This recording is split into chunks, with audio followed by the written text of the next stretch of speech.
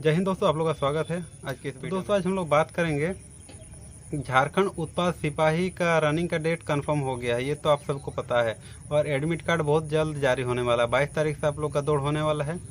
मगर उससे पहले आपको ये जानना जरूरी है कि ग्राउंड जाने से पहले आपको कौन कौन सा डॉक्यूमेंट्स ऐसा है जो आपके पास होना चाहिए और समय में आपको वो तैयार करके रखना है, ठीक है। अगर आपको बाद में पता चलेगा तो ऐसा लगेगा कि लेट हो गया, फिर आप कैसे बनाएंगे, हड़बड़ी हो जाएगा। तो आप लोग को बताने वाले हैं कि ऐसा कौन कौन सा डॉक्यूमेंट्स है जरूरी जो आपके पास होना एकदम अनिवार्य है।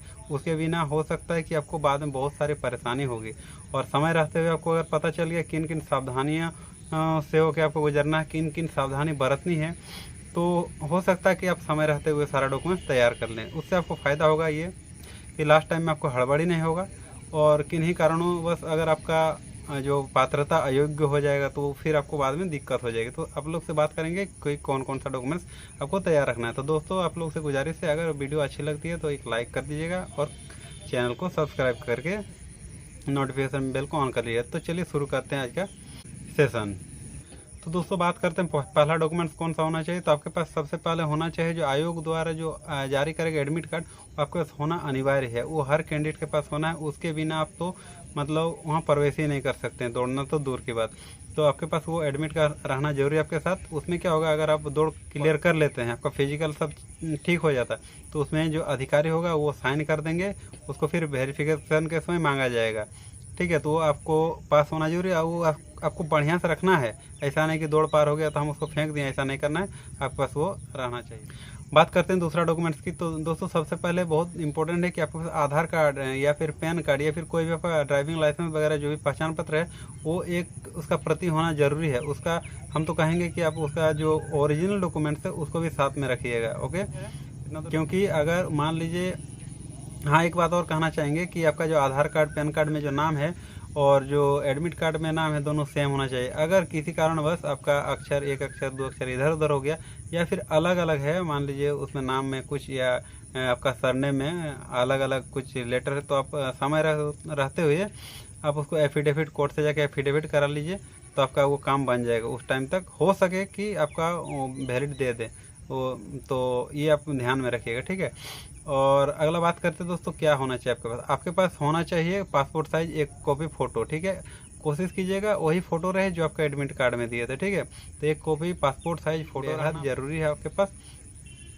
तो ये है दोस्तों आवश्यक आपके पास डॉक्यूमेंट्स। और बात करते हैं समय रहते कौन कौन सा ऐसा डॉक्यूमेंट जो आपको तैयार करके रखना है। अगर आप ओबीसी या फिर एसटी एससी कैटेगरी से बिलोंग करते हैं, तो आपके पास उस जो कैटेगरी है उससे संबंधित जो आपका डॉक्यूमेंट्स है होना जरूरी है। नहीं तो आपको जो आरक्षण का लाभ नहीं मिल पाएगा, जिसके तहत आपको थोड़ा बहुत जो भी छूट मिलता है उससे आप वंचित हो जाएंगे, ठीक है।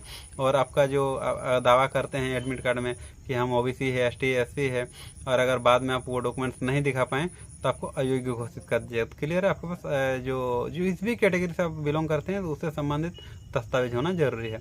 अगला बात, जिस क्षेत्र से आप बिलोंग करते हैं, मान लीजिए आप झारखंड से, तो स्थानीय निवासी होना जरूरी है। अदर स्टेट का भी तो भर रहे हैं भाई, तो अदर स्टेट वाला क्या करेंगे, अपना स्टेट का स्थानीय बनता है स्थानीय निवासी प्रमाण पत्र, तो उसको बना देना है, रेजिडेंशियल सर्टिफिकेट बना लेना है।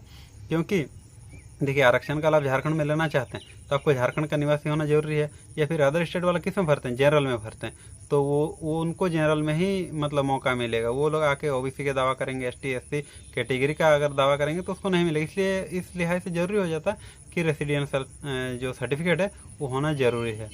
और तो दोस्तों, और महत्वपूर्ण बात है, आपके पास देख लीजिएगा जो मैट्रिक लेवल का जो सर्टिफिकेट है, उसमें आपका मैट्रिक का आपका मार्कशीट और एडमिट कार्ड और जो ओरिजिनल जो मिलता है वो भी आप अपने पास तैयार रखिए। क्योंकि अभी तो फिलहाल ज़रूरत नहीं पड़ेगा, लेकिन अगर आप पास करेंगे तो वेरिफिकेशन के टाइम उसका मांग करता है। तो आप लोग कोशिश कीजिएगा कि समय रहते हुए सारा डॉक्यूमेंट्स तैयार रखिए, क्योंकि बाद में बहुत दिक्कत होता है, ठीक है। हम उस चीज़ को झेल चुके हैं दोस्तों। तो आप लोग से यही कहना चाहते हैं। और टाइम, हाँ, सवाल रहा था कि कब तक का आवासीय और जाति प्रमाण पत्र वैलिड होगा। तो कहना चाहते हैं 2016 के बाद अगर आपका बना हुआ है, ठीक है, आपका रेसिडेंशियल हो या कास्ट सर्टिफिकेट हो, तो आपको वैलिड माना जाएगा, ठीक है। और समय रहते हुए आप लोग अपना आधार कार्ड या जो भी डॉक्यूमेंट्स उसमें अगर किसी प्रकार की त्रुटि है तो उसको सुधार लीजिएगा। तो यही थी दोस्तों आज का वीडियो। आप लोग से निवेदन है कि अगर मेरा वीडियो कुछ भी हेल्पफुल लगा तो अपने दोस्तों को शेयर करके हमारा चैनल को सब्सक्राइब कर लीजिए और नोटिफिकेशन बेल को ऑन कर लीजिए। ठीक है दोस्तों, आप लोग अपना ख्याल रखिए। जय हिंद, वंदे मातरम।